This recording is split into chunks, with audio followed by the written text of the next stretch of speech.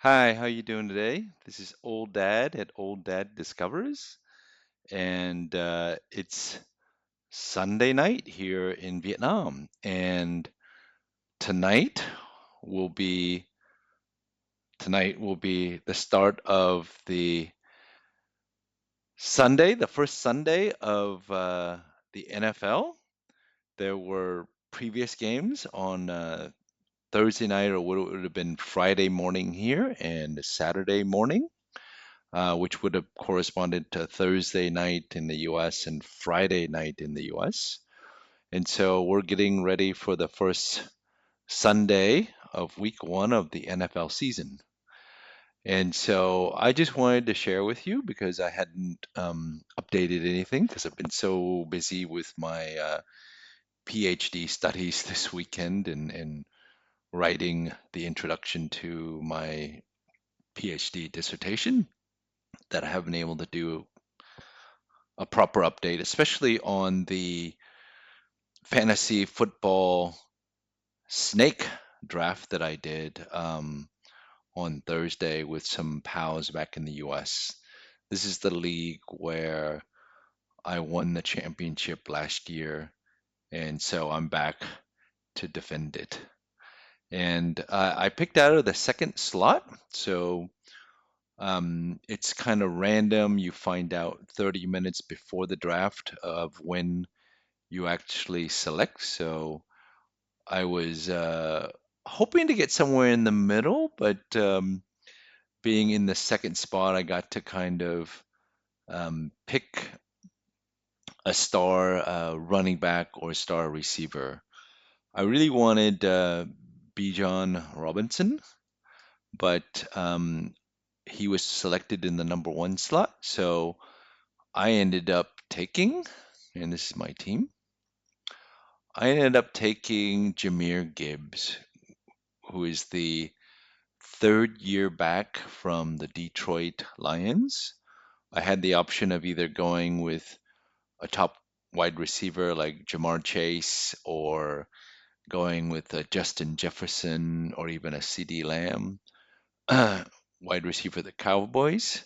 But I opted to go with running back, and I could have picked Saquon Barkley, who plays for the Philadelphia Eagles, but I had him on my team last year, and he's kind of getting up in age, and I wanted to go with a back that is younger, so I went with Jameer Gibbs, especially in a league where it's a PPR league, so full PPR, which means points per reception. So I wanted to get a running back that not only ran well, gets touchdowns, but also catches a lot of footballs.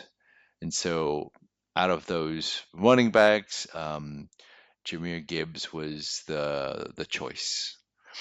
I'm a little concerned. My only concern is that they have a new offensive coordinator, so that might change things up. But then again, he may end up being more of a premier back because he was actually kind of sharing the load with Montgomery, who was taking a lot of the goal line and carries and the carries up the middle. So who knows? I think he could have a bigger season. The second pick, as things moved around, I ended up getting Lad McConkey. I should go to the draft. This is my team, so Drake May at quarterback, Lad McConkey, who already played on the Friday night or Saturday morning game. So he ended up giving me 13.4 points, not a whole lot, no TDs. So he caught six balls for 74 yards, and he made it out of the game without being injured. So that was awesome.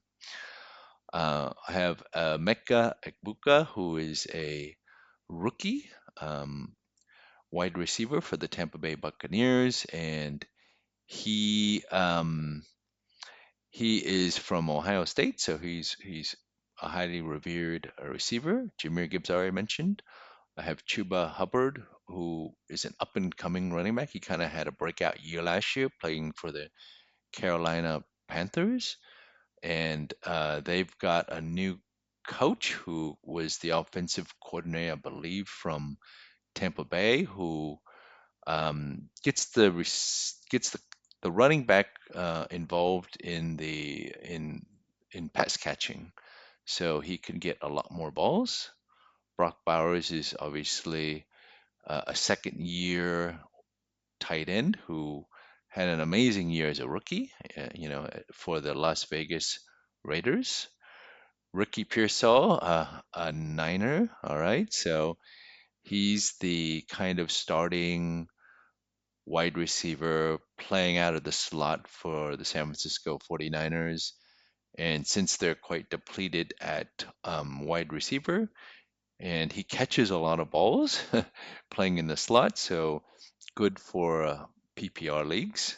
So I'm hoping he catches a lot of balls and maybe even a touchdown. Tony Pollard, the only running back kind of healthy for the Tennessee Titans. So I selected him. And then these are my backup players. The ones in gray are backup. Means they're sitting on the bench just in case others get hurt. I can replace them, or if they have really breakout weeks, then I might start them. So I have Caleb Johnson. He's a starting running back for the Pittsburgh Steelers, who often runs the ball. So run heavy team. Evan Ingram is moved from the Jacksonville Jaguars tight end to he's moved to Denver, where he should be used widely as a receiving tight end in the middle.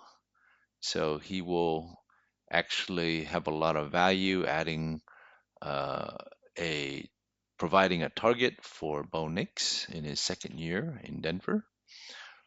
So I think he should have a big year, because I think in Sean Payton's system, the coach generally heavily utilizes the tight end.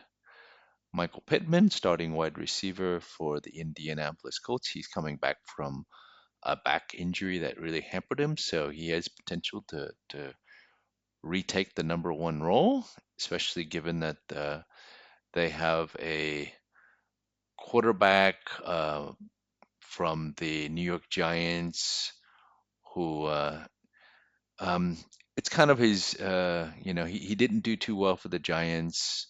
Um, and Daniel Jones, and he might revive his career here. And he tends to make use of the number one receiver. So Michael Pittman has potential as the X receiver or the number one receiver, but I also got the slot guy for the same team just in case one of them blows up. Josh Downs is a very good slot receiver who plays in the middle, and whichever one blows up, I might slot in. I have Jordan Love, who's the quarterback for the Green Bay Packers, as my backup quarterback. And then um, Woody Marks as the rookie running back who played for my alma mater, USC. He's a pass catching. Um, he's a pass catching running back. So with you know Joe Mixon on the PUP or the NFI, or which means he's kind of on injured reserve, then Woody Marks could do well. Could be the number one back in Houston. And then there's an IR spot where you can keep a player who's injured. And so I chose a 49er wide receiver, number one receiver, Brandon Ayuk, who suffered an ACL tear last year. So he's recovering from that. And they expect him back by week 5 or 6. And he could come in very handy towards the end of the season. So he's on IR currently. And so I have him on the bench just in case when he comes back and improves, then I can add a number one receiver to the mix. Cam Little, the kicker, big leg, so fairly accurate. So I have him as my kicker. And then since we play what we call IDP, individual defensive players, I was able to pick up some good good safeties. Jeremy Chin, who's an in the box defender, safety, and then Antoine Winfield, who plays kind of the back end but occasionally pops up into the box to make tackles. So they're both tackling safeties. And then I have two defensive ends that play for the Houston Texans, and they provide a really good pass rush. Daniil Hunter being the veteran, whereas Will Anderson is in his third year, and he's basically a young superstar. And then I have a rookie for my linebacker from UCLA, which is also my alma mater for my undergraduate studies. And he's a three down back, as well as Tyrell Dodson, who I think went from Seattle to Miami last year. His stats are down as a result of that, going from one team to another and learning a new system. But he's the primary middle linebacker for the Miami Dolphins this year. So he should put up good numbers. And I did not have him, I did not pick him in the draft, but I have since, before the start of the season, now that I've done a little bit more in-depth analysis, have picked him up because of his three down capabilities. And then I have Christian Rose Boom, cool name, who can lay the boom. So he's playing middle linebacker for the Carolina Panthers. His first year, he unseated Josie Jewell as the middle linebacker, and he's come over from, I believe it was the Los Angeles Rams. So he should be a stud in the middle. So I'm hoping that my defense performs well, even though I put a lot of emphasis on the offense. So this is my um, team that will start week one. So one player so far has played, Lad McConkey. And if I look at the matchup so far, I'm playing this team, Pony Riders, and he's had a tough start, but who knows? It's a lot of players in a long week, so he could be making a comeback. But Dak Prescott didn't perform well up to projection, so only 16.7. And then AJ Brown had a big dud, so only 1.8. And then for some reason, he had a defensive end who hardly or didn't even play. So he must have been a bench warmer that I think it was probably as the result of auto draft. And he didn't realize that there was an early game, Friday game, so he didn't switch him out. So in a way, that's the live projection is saying that I should um, have a score of 198, and then he would only have 170. So that puts me at an advantage. I've also got 15 players left, while he only has 13. But a lot can happen in a week. Uh, so on Sunday. So we'll wait and see. We'll wait and see, and hopefully I can start off this league with a win. And let's look at my other league, which is the league that I already showed you the draft for. Oops, I hit the wrong button. So let's go to my other league. Yeah, this is my other league. So that team was OG, the original gangster, whereas this team is called Old Dad Discovers after my channel. So the only player that's played for me is Omarion Hampton, who's a rookie who played against the Kansas City Chiefs, who were loading the box. And as a result, he didn't get a lot of yards and didn't do too well in catches. But that's very promising usage as a rookie. Um, and I think he got 15 carries as opposed to one carry by the veteran Najee Harris, who was coming back from an eye injury as a result of an accident during, I believe, the 4th of July. So this is very promising. He only made one mistake where he ran out of bounds when he should have stayed in bounds to run out the clock at the end of the first half, which um, as a result gave the ball back to the Chiefs, and the Chiefs ended up kicking a long field goal to get closer. But fortunately, LA ended up winning, so they didn't choke away the game as they'd done in the past. So good on them. Good start for Marion. I wish he could have gotten a few more balls, but Kansas City has a tough run defense, and they were loading up the box. And they paid for it because Justin Herbert had a huge game, and the wide receivers had a huge game. So in this league, I have Brock Purdy as quarterback, Drake London, Cortland Sutton as my number one and two receivers. Um, I have Travis Etienne as my other back. And then also I have Kenneth Walker. So these are my two remaining backs. Tight end, George Kittle. And then I've decided to play another tight end, David Onjoku, because of a really good matchup against the Cincinnati Bengals, where they'll probably have to throw a lot to keep up with the Bengals offense. So I think he'll get quite a number of balls. Um, and he's got a good rapport with Joe Flacco, who is a veteran quarterback who likes to throw to the tight end. So I think he'll do well, and hence I'm playing him.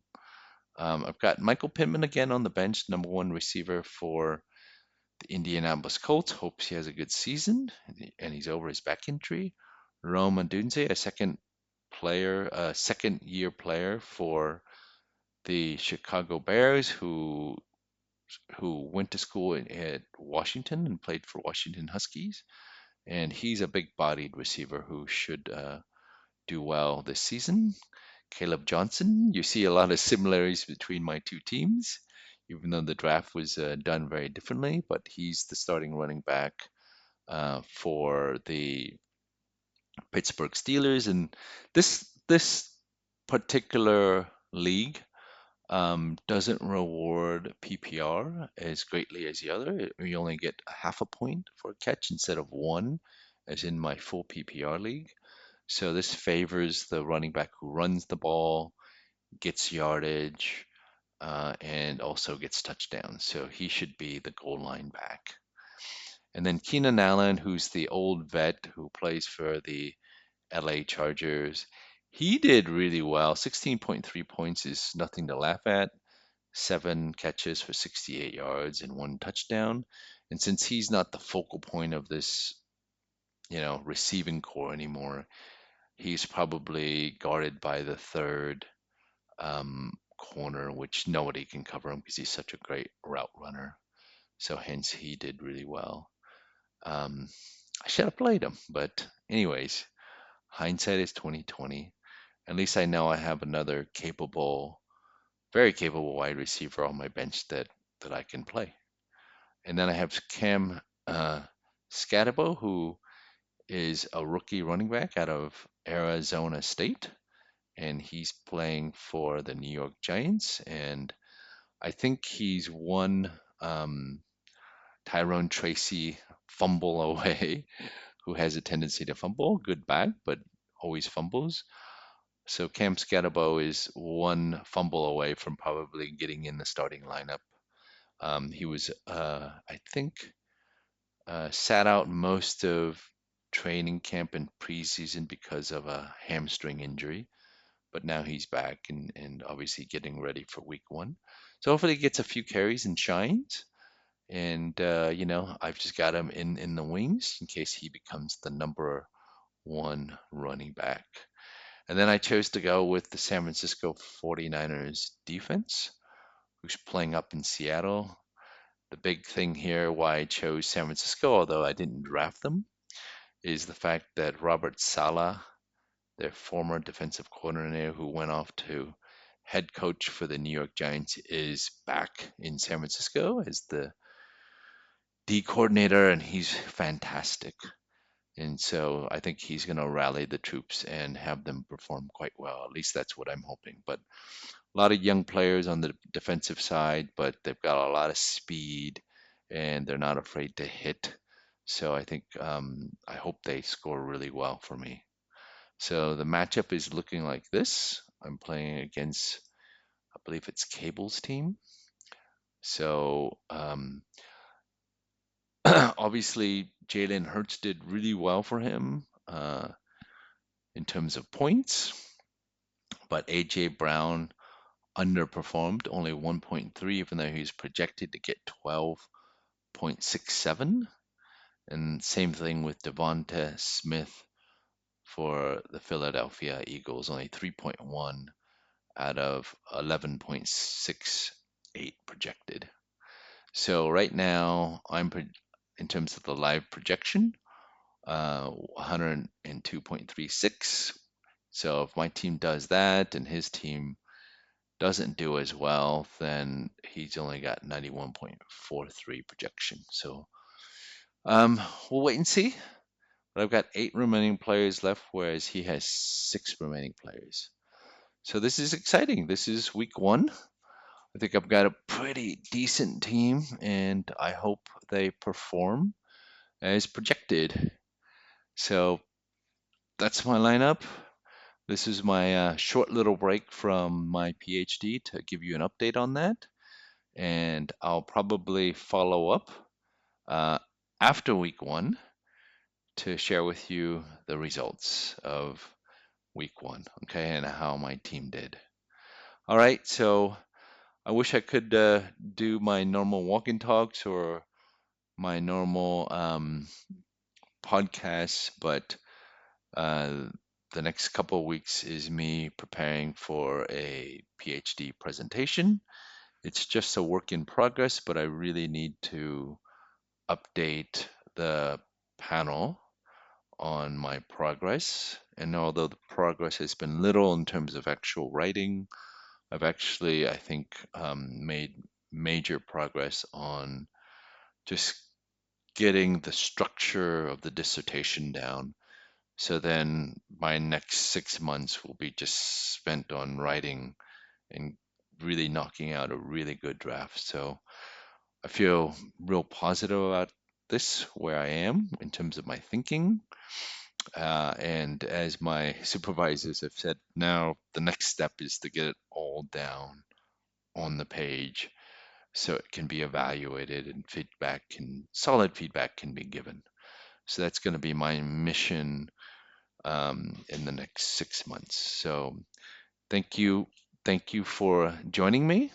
And this is Old Dad at Old Dad Discovers, and I'll catch you next time.